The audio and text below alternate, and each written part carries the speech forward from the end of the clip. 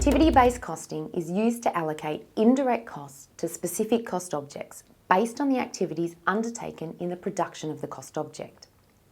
It is a 7-step process that starts with the identification of activities that are involved in the production of the organisation's cost objects. To make it a little simpler, throughout the rest of this clip, we will refer to cost objects as products, but keep in mind that they can be either products or services.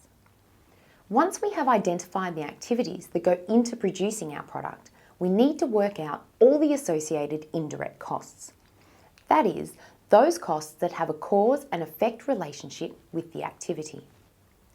These costs are then collated and assigned to the activity cost pool. Cost drivers or resource drivers are those things that cause changes to occur in the costs identified for our activity cost pools. Once we've determined what these cost drivers are for each cost pool, we establish the number of transactions that have occurred to incur those costs.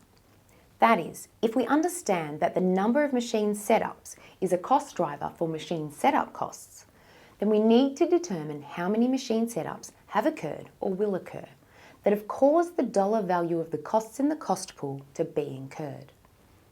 Dividing the value of the cost pool by the number of cost driver transactions gives us a transaction cost rate that is then used to allocate the cost pools based on the actual cost driver transactions for each activity. It is important to note that the first few steps in an activity-based costing exercise are resource-intensive, complex and time-consuming. You need to be sure that the benefits to the organisation will outweigh the associated costs.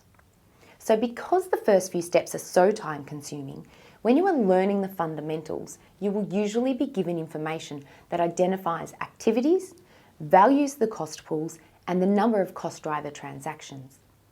But you still need to understand the key principles that relate to choosing activities and the underlying causes or drivers of indirect costs attributable to these activities. And you must be able to apply this information in a costing exercise. That is, you need to be able to perform the mathematical calculations to determine the transaction cost rate and to allocate cost pools across the identified products or processes. Once the total allocated amount for each product has been calculated, this can be divided by the number of units produced to get a per unit based cost. This can provide useful information for cost volume profit analysis and for strategic analysis of new or existing products. So why or when would implementing an ABC system be a good idea?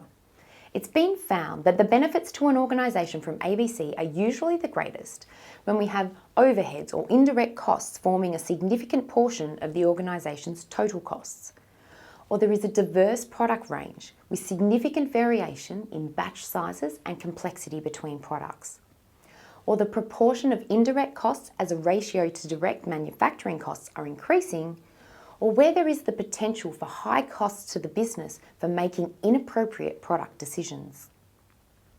When diversity exists between product types and product batch sizes, ABC is much better at reflecting true costs. A conventional cost allocation system is likely to overstate the costs associated with simple but high volume products and will understate the cost of complex or small batch products.